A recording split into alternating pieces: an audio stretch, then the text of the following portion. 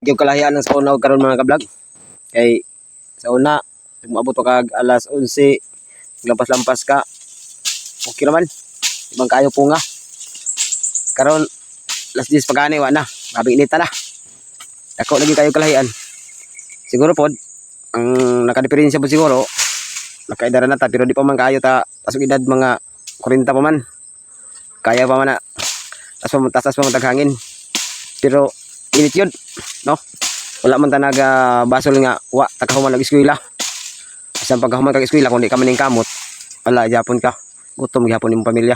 So importante, no? Healthy ang atong mga pamilya, atong mga anak. Dili atong mga anak kay kung hulog ta atong mga anak makurpo man na akong anak.